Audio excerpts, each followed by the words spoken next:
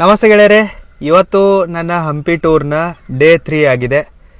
So ನಿನ್ನೆ ನಾನು ತಡವಾಗಿ ಮಲಗಿದೆ, ಹೀಗಾಗಿ ಹೇಳೋಕೆ ಸ್ವಲ್ಪ ಲೇಟ್ ಆಯಿತು. ಈಗ ಮಧ್ಯಾಹ್ನ ಆಗಿದೆ. ಸೊ ಬಿಸಿಲಂತೂ ಇದೆ. ಸೊ ಇವತ್ತು ಆ್ಯಕ್ಚುಯಲ್ ಹಂಪಿಯ ಲೊಕೇಶನ್ಗಳನ್ನು ನೋಡೋಣ. ಎಷ್ಟು ಸಾಧ್ಯ ಆಗುತ್ತೋ ಇವತ್ತಷ್ಟು ನೋಡುವೆ, ಮಿಕ್ಕಿದ್ದನ್ನು ನಾಳೆ ನಿಮಗೂ ಕೂಡ ತೋರಿಸುವೆ. So let's go.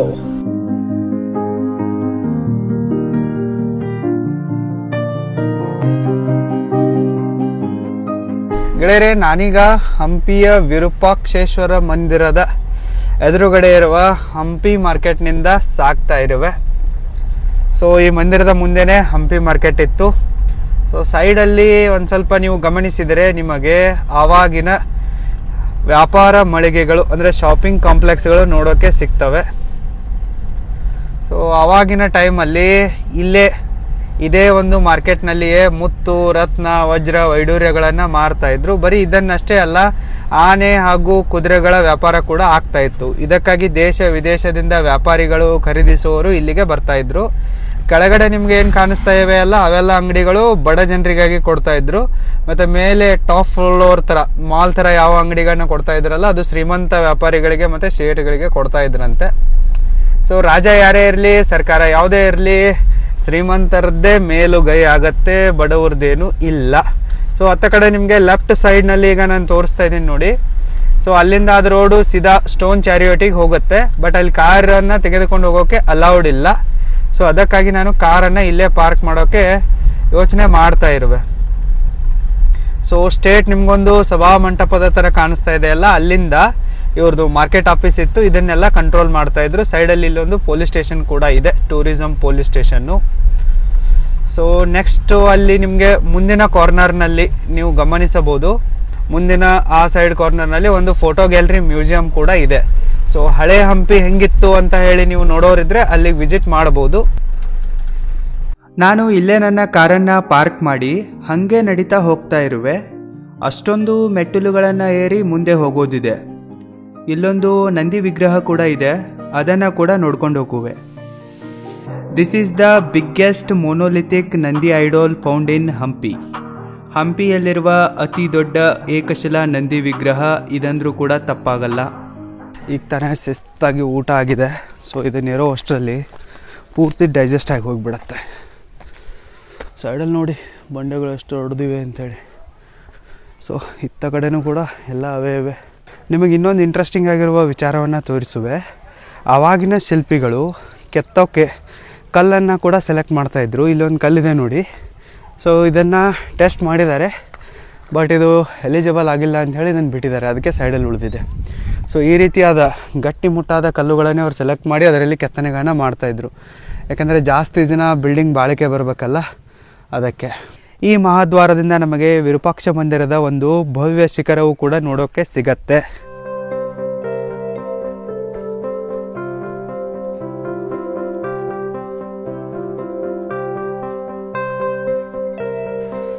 ಓಕೆ, ಇದು ವಿರೂಪಾಕ್ಷ ಮಂದಿರದ ಶಿಖರ. ಮತ್ತು ಇದರ ಸೈಡ್ನಲ್ಲಿದೆಯಲ್ಲ, ಇದು ಹೇಮಕೂಟ ಪರ್ವತ. ಸೊ ಇದಕ್ಕೆ ಹೋಗಲು ದಾರಿ ವಿರೂಪಾಕ್ಷ ಮಂದಿರದಿಂದಲೇ ಇದೆ. ಮತ್ತು ಅಲ್ಲಿ ಮೇಲ್ಗಡೆ ನಿಮಗೆ ಸಾಸಿವೆ ಕಾಳು ಗಣಪತಿ, ಕಡಲೆಕಾಳು ಗಣಪತಿಗಳು ಕೂಡ ನೋಡೋಕ್ಕೆ ಸಿಗ್ತವೆ. ಅದರ ಹಿಂದ್ಗಡೆ ಕಮಲ್ ಮಲ್ಗೆ ಹೋಗೋ ಒಂದು ರೂಟ್ ಇದೆ. ಮತ್ತು ಈ ಸೈಡ್ನಲ್ಲಿ ಈ ಥರ ವ್ಯೂ ಇದೆ.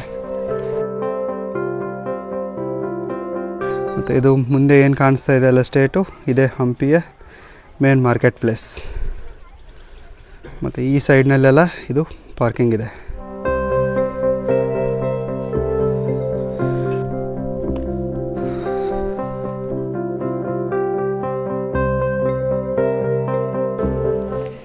ಇಲ್ಲೊಂದು ಆಂಜನೇಯನ ಮಂದಿರವಿದೆ. ಸೊ ಇದರ ಅಪೋಸಿಟ್ನಲ್ಲಿಯೇ ಇತ್ತ ಕಡೆಗೆ ಅನಂತ ಪದ್ಮನಾಭ ಮಂದಿರವಿದೆ. ಇಲ್ಲಿ ಹೀಗೆ ದೊಡ್ಡ ದೊಡ್ಡ ಕಲ್ಲು ಬಂಡೆಗಳ ಮೇಲಿಂದ ಈ ಗುಡ್ಡುಗಾಡು ರಸ್ತೆಗಳಿಂದ ಮುಂದೆ ಹೋಗೋದಿದೆ. ಸೊ ಇನ್ನು ಎಲ್ಲಿ ತನಕ ಹಿಂಗೆ ಹೋಗೋದಿದೆ ಅಂಥೇಳಿ ನನಗೂ ಕೂಡ ಗೊತ್ತಿಲ್ಲ. ಗೆಳೆಯರೆ, ನಿಮಗೆ ನನ್ನ ಹಿಂದೆ ಈಗ ಒಂದು ದೊಡ್ಡ ಬೆಟ್ಟ ಕಾಣಿಸ್ತಾ ಇದೆಯಲ್ಲ, ಇದಕ್ಕಂತಾರೆ ಮಾತಂಗ ಪರ್ವತ. ಸೊ ಇದನ್ನು ಕೂಡ ನಾವು ನೋಡೋರಿದ್ದೇವೆ. ಮತ್ತು ಇಂತಹ ಈ ಕಲ್ಲು ಬಂಡೆಗಳ ಗುಹೆಗಳಲ್ಲಿ ಚಿರತೆಗಳು, ಕರಡಿಗಳು ಎಲ್ಲ ಇರ್ತವೆ. ಸೊ ಸೇಫಾಗಿ ಓಡಾಡಬೇಕು ಇಲ್ಲಿ ಬಂದರೆ. ಮತ್ತು ಇಲ್ಲಿಂದ ಅಂಜನಾದ್ರಿ ಪರ್ವತ ಕೂಡ ಕಾಣಿಸುತ್ತೆ, ನೀವು ನೋಡ್ಬೋದು ಗೆಳೆಯರೆ. ಅಲ್ಲಿ ದೂರದಲ್ಲಿ ಬೆಟ್ಟದ ಮೇಲೆ ನಿಮ್ಗೆ ಕಾಣಿಸ್ತಾ ಇದೆ ಅಲ್ಲ, ಅದೇ ಅಂಜನಾದ್ರಿ ಪರ್ವತ. ಈಗ ನಾನು ಜೂಮ್ ಮಾಡಿ ತೋರಿಸ್ತಾ ಇದ್ದೀನಿ ನೋಡಿ. ಹಂಪಿಯಿಂದ ಅದು ಸಮೀಪದಲ್ಲೇ ಇದೆ, ಆದರೆ ಮಧ್ಯ ತುಂಗಭದ್ರಾ ನದಿ ಬರುತ್ತಲ್ಲ, ಹೀಗಾಗಿನೇ ನಾವು 20 ಕಿಲೋಮೀಟ್ರ್ ರೌಂಡ್ ಹಾಕಿ ಹೋಗ್ತಾ ಇದ್ದೀವಿ ಗೆಳೆಯರೆ. ನಾನು ನಿಮಗೆ ಡಾಮಿನೋ ಎಫೆಕ್ಟಿಗೆ ಒಂದು ಪ್ರಾಕ್ಟಿಕಲ್ ಆಗಿರುವ ಎಕ್ಸಾಂಪಲನ್ನು ತೋರಿಸುವೆ. ಇಲ್ಲಿ ನೋಡಿ, ಈ ದೊಡ್ಡ ಕಲ್ಬಂಡೆ ಇದೆಯಲ್ಲ, ಇದು ಈ ಒಂದು ಸಣ್ಣ ಸಪೋರ್ಟ್ನ ಮೇಲೆ ನಿಂತಿದೆ. ಸಪೋಸ್ ನಾನು ಈ ಸಣ್ಣ ಸಪೋರ್ಟನ್ನು ಇಲ್ಲಿಂದ ತೆಗೆದ್ನಿಯಪ್ಪ ಅಂತಂದರೆ ಈ ದೊಡ್ಡ ಬಂಡೆ ಇದೆಯಲ್ಲ, ಇದು ಸಡನ್ನಾಗಿ ಬಿದ್ದೋಗ್ಬಿಡುತ್ತೆ. ಸೊ ನೀವು ಎಷ್ಟೇ ಈ ದೊಡ್ಡ ಬಂಡೆಯನ್ನು ಬೀಳ್ಸೋಕ್ಕೆ ಪ್ರಯತ್ನ ಮಾಡಿದರೂ ಕೂಡ ಅದು ಬೀಳಲ್ಲ. ಯಾವಾಗ ನೀವು ಈ ಸಣ್ಣ ಸಪೋರ್ಟನ್ನು ಅಲ್ಗಾಡಿಸ್ತಿರಲ್ಲ ಆವಾಗ ಮಾತ್ರ ಇದು ಬೀಳುತ್ತೆ. ಸೊ ಇದೇ ಡಾಮಿನೋ ಎಫೆಕ್ಟು. ಸೊ ನಾವು ನಮ್ಮ ಲೈಫಲ್ಲಿ ಕನ್ಸಿಸ್ಟೆಂಟಾಗಿ ಮಾಡುವ ಸಣ್ಣ ಪುಟ್ಟ ಎಫರ್ಟ್ಗಳು ಕೂಡ ನಮ್ಮನ್ನು ಈ ರೀತಿ ಎತ್ತರಕ್ಕೆ ಬೆಳೆಸ್ತವೆ. Consistency is the key to success. ಅರ್ಥ ಆದರೆ ಇದಕ್ಕಾದರೂ ಲೈಕ್ ಮಾಡ್ರು ಮಾರಾಯ. ಗೆಳೆಯರೆ, ನಿಮಗಲ್ಲಿ ಎದುರುಗಡೆ ಕಾಣಿಸ್ತಾ ಇದೆಯಲ್ಲ, ಅದೇ ಅಚ್ಯುತರಾಯ ಟೆಂಪಲ್. ಸೊ ಈ ಅಚ್ಯುತರಾಯ ಟೆಂಪಲ್ ಮುಂದೆನೇ ಅಚ್ಯುತರಾಯ ಮಾರ್ಕೆಟ್ ಕೂಡ ಇದೆ. ಮತ್ತು ಸುತ್ತಮುತ್ತ ಏನು ನಿಮಗೆ ಅವಶೇಷಗಳು ಕಾಣಿಸ್ತಾ ಇದೆಯಲ್ಲ, ಅವು ಅಚ್ಯುತರಾಯ ಪ್ಯಾಲೇಸ್ನ ಅವಶೇಷಗಳು ಅಂತ ಅಂತಾರೆ. ಸೊ ಇದನ್ನು ನೋಡೋಕೆ ನಾನು ಇಷ್ಟು ಕಷ್ಟ ಬಿದ್ದುಬಿಟ್ಟು ಬಿಸಿಲಲ್ಲಿ ಬಂದಿರುವೆ. ಕಲ್ಲು ಮುಳ್ಳು ಬಂಡೆ ಅನ್ನೋದನ್ನೆಲ್ಲ ನೋಡಿದೆ. ಸಮೀಪ ಹೋದ ತಕ್ಷಣ ಏನಾದರೂ ಚೆನ್ನಾಗಿರೋದು ಕಾಣಿಸ್ಬೋದು, ಅಲ್ಲೇ ಹೋಗಿ ನೋಡೋಣ ನಡ್ರಿ. ಇಲ್ಲಿ ನಿಮಗೆ ನಡ್ಕೊಂಡು ಹೋಗುವಾಗ ಭಾಳಷ್ಟು ಥರನಾದ ಸುಂದರವಾದ ಹಣ್ಣುಗಳು ಕೂಡ ಕಾಣಿಸ್ತವೆ. ಅವು ಏನಂತ ಗೊತ್ತಿಲ್ಲದೆ ತಿನ್ನೋಕ್ಕೆ ಹೋಗಬೇಡಿ, ಪಾಯ್ಸನಸ್ ಕೂಡ ಆಗಿರ್ಬೋದು. ಈ ಥರದ ಕಂಟಿಗಳು ಕೂಡ ಇರಬಹುದು. ಸೊ ನೀವು ಏನೋ ಒಂದು ನೋಡಿ, ಏನೋ ಒಂದು ತಿಂದು, ಏನೋ ಒಂದು ಮಾಡ್ಕೊಳಕ್ಕೆ ಹೋಗಬೇಡಿ. ಇನ್ನೂ ಅಲ್ಲೇ ತನಕ ಹೋಗೋದಿದೆ. ಹಾಳಾದ ಹಂಪಿಯಲ್ಲಿ ಏನು ನೋಡಕ್ಕೆ ಬಂದಿದ್ದೆ ನಾನು, ಏನು ನೋಡ್ತಾ ಇದ್ದೀನಿ, ಯಾವ ಕಡೆ ಹೋಗೋದಂತನೂ ಗೊತ್ತಾಗ್ತಾ ಇಲ್ಲ. ಎಲ್ಲ ಕಡೆ ಹೋದರೂ ಸೇಮೇ ಕಾಣಿಸುತ್ತೆ, ಇಲ್ಲ ಹಿಂಗಿದೆ ಅನಿಸುತ್ತೆ.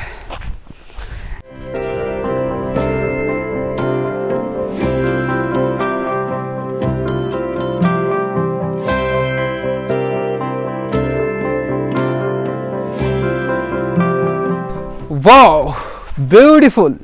ಇಲ್ಲಿಂದ ಒಂದು ಬ್ಯೂಟಿಫುಲ್ ಆಗಿರುವ ವ್ಯೂ ಕಾಣಿಸುತ್ತೆ. Not bad. ಇಲ್ಲಿಂದ ಸ್ವಲ್ಪ ಬ್ಯೂಟಿಫುಲ್ ಆಗಿ ಕಾಣಿಸ್ತಾ ಇದೆ. ದೂರದಿಂದ ನೋಡಿದಾಗ ಏನೂ ಇಲ್ಲ ಅಂತ ಅನ್ನಿಸ್ತಾ ಇತ್ತು.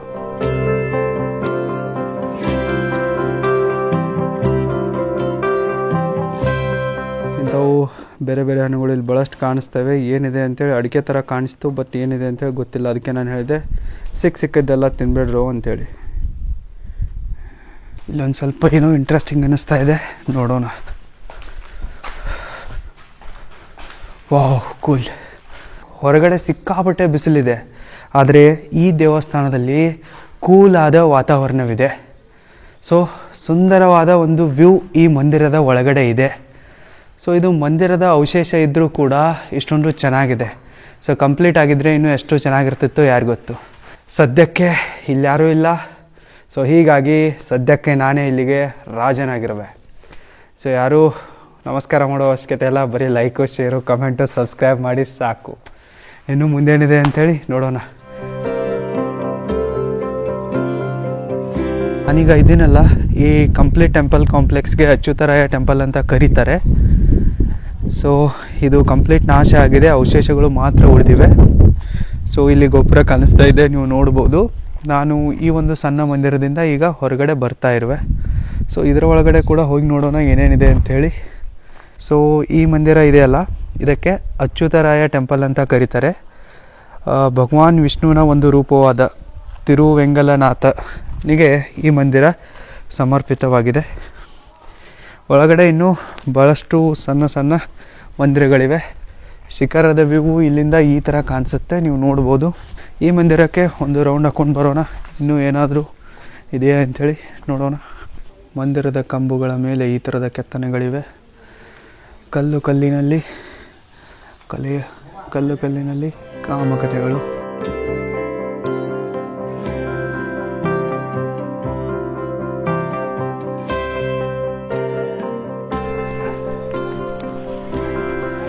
ಇಲ್ಲಿ ಮಂದಿರದ ರೆನೋವೇಷನ್ ಕೆಲಸ ಕೂಡ ನಡೀತಾ ಇದೆ. ಮೋಸ್ಟ್ಲಿ ಬಾವಿ ಇರಬಹುದು. ನನ್ನ ಮೊಬೈಲನ್ನು ಹಿಂದೆ ತೆಗೆದುಕೊಳ್ಳುವೆ. ನಿಮಗೆ ಆ ಬಾವಿ ತೋರ್ಸೋಕ್ಕೆ ಹೋಗಿಬಿಟ್ಟು ನನ್ನ ಐಫೋನ್ ಅದರಲ್ಲಿ ಬಿದ್ದುಬಿಟ್ರೆ ನಾನು ಬರ್ಬಾದಾಗಿ ಹೋಗ್ತೀನಿ. ಮೊದಲೇ ಹಾಳಾಗಿ ಹಂಪಿ ನೋಡೋಕೆ ಬಂದೆ, ಮೊದಲೇ ಹಾಳಾದ ಹಂಪಿನ ನೋಡೋಕ್ಕೆ ಬಂದಿರುವೆ. ಈ ಸೈಡ್ನಿಂದ ಈ ಥರವಿದೆ. ಹಂಪಿಯಲ್ಲಿ ಹೆಚ್ಚಾಗಿ ಫಾರಿನರ್ಸ್ಗಳೇ ಬರ್ತಾರೆ. ನಮ್ಮ ಜನ ಮನೆಯಲ್ಲಿ ಅಲ್ಲೇ ಕುಂತು ದರಿದ್ರ ಶೋಗಳನ್ನ ನೋಡ್ತಾರೆ ಅಷ್ಟೇ. ಅವ್ರಿಗೆ ಇತಿಹಾಸ ಕಲೆ ಏನು ಬೇಕಾಗಿಲ್ಲ. From which country you are? From France. France. Yes.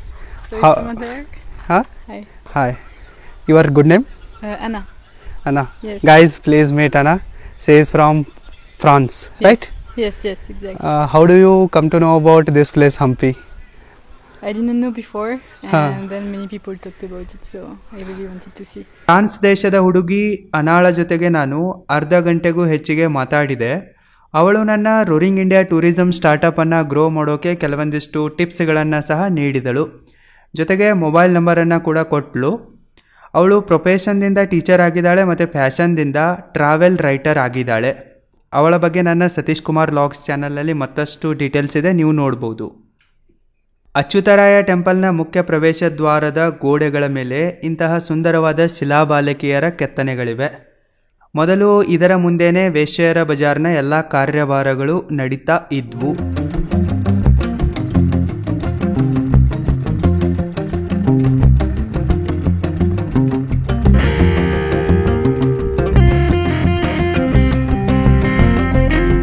ನಾನೀಗ ಅಚ್ಯುತರಾಯ ಟೆಂಪಲ್ದಿಂದ ಹೊರಗಡೆ ನಡ್ಕೊಂಡು ಬರ್ತಾ ಇರುವೆ.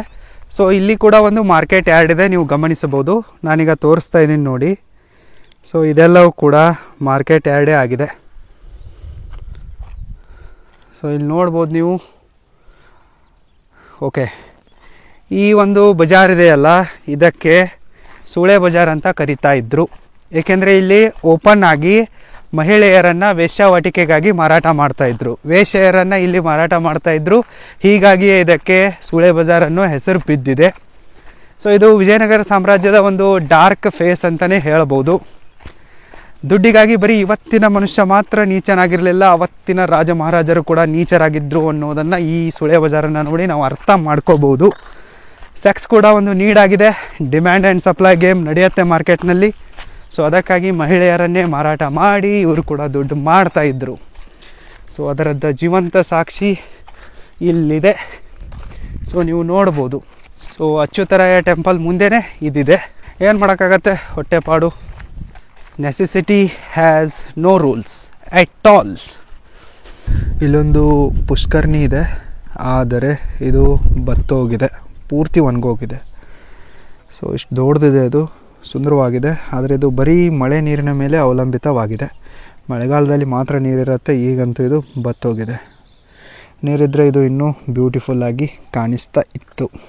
ಈ ಸೈಡು ನಿಮಗೊಂದು ದೊಡ್ಡ ಗುಡ್ಡ ಕಾಣಿಸ್ತಾ ಇದೆಯಲ್ಲ, ಇದಕ್ಕಂತಾರೆ ಮಾತಂಗ ಪರ್ವತ. ಸೊ ಇದಕ್ಕೂ ಕೂಡ ನಾವು ಹೋಗೋರಿದ್ದೇವೆ ನಾಳೆ. ಗೆಳೆಯರೆ, ಮುಂದಿನ ರೋಡ್ ಇದೆ ಇಲ್ಲ, ಇದು ಸೀದಾ ಕಲ್ಲಿನ ರಥಕ್ಕೆ ಹೋಗುತ್ತೆ. ಆದರೆ ಈಗ ಟೈಮ್ 6 ಗಂಟೆ ಆಗಿದೆ ಸಂಜೆ. ಸೊ ಅದು ಮೋಸ್ಟ್ಲಿ ಕ್ಲೋಸ್ ಆಗಿರಬಹುದು. ಅದಕ್ಕಾಗಿ ನಾನು ಇಲ್ಲೇ ರಿಟರ್ನ್ ಹೋಗ್ತಾ ಇರುವೆ. ಇಲ್ಲಿ ಎದುರುಗಡೆ ಒಂದು ಟೆಂಪಲ್ ಇದೆ. ಸೊ ಇದಕ್ಕೆ ವರಾಹ ಟೆಂಪಲ್ ಅಂತಾರೆ. ಇದನ್ನು ನೋಡ್ತೀನಿ. ಮಂದಿರ ಆಲ್ಮೋಸ್ಟ್ ಆಲ್ ಖಾಲಿನೇ ಇದೆ. ಈಗ ಸನ್ಸೆಟ್ ಆಗಿದೆ ಅಲ್ಲ, ಅದಕ್ಕಾಗಿ ಪೂರ್ತಿ ಮಂದಿರ ಗೋಲ್ಡನ್ ಕಲರ್ನಲ್ಲಿ ಶೈನ್ ಆಗ್ತಾ ಇದೆ. This is also godless temple I think. ಈ ದೇವಸ್ಥಾನದಲ್ಲಿ ಕೂಡ ಮೂರ್ತಿ ಇಲ್ಲ ಅನಿಸುತ್ತೆ, ದೇವರಿಲ್ಲದ ಗುಡಿ. ನೋ ಪ್ರಾಬ್ಲಮ್, ಆದರೂ ಕೂಡ ಚೆನ್ನಾಗಿದೆ. ಅಟ್ಲೀಸ್ಟ್ ದ್ವಾರಪಾಲಕರಾದರೂ ಇದ್ದಾರೆ. ಸರೌಂಡಿಂಗು ಈ ಥರ ಇದೆ.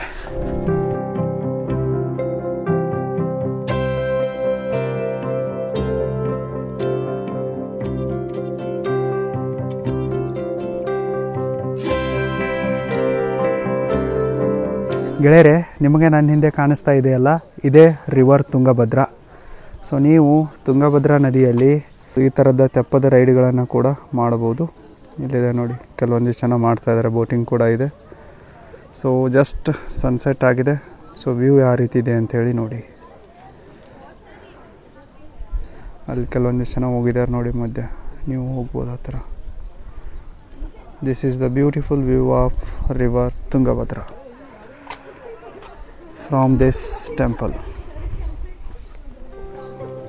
ಇಲ್ಲಿಂದ ನೀವು ಬೋಟಿಂಗ್ ಮಾಡ್ತಾ ಅಂಜನಾದ್ರಿ ಪರ್ವತಕ್ಕೆ ಹೋಗ್ಬೋದು. ಎದುರುಗಡೆ ನಿಮಗೆ ಅಂಜನಾದ್ರಿ ಪರ್ವತ ಕಾಣಿಸ್ತಾ ಇರ್ಬೋದು ನೋಡಿ. ಕೊರ್ಯಾಕಲ್ ರೈಡ್ ಕೂಡ ಒಂದು ಅಮೇಜಿಂಗ್ ಎಕ್ಸ್ಪೀರಿಯನ್ಸ್ ಆಗಿದೆ. I love it. ಇಲ್ಲಿಗೆ ನಾನು ಹಂಪಿಯ 3ನೇ ದಿನದ ಜರ್ನಿಯನ್ನು ಎಂಡ್ ಮಾಡ್ತಾ ಇರುವೆ. ಹಂಪಿಯಲ್ಲಿ ನೋಡಲು ಇನ್ನೂ ಬಹಳಷ್ಟು ಪ್ಲೇಸಸ್ಗಳಿವೆ.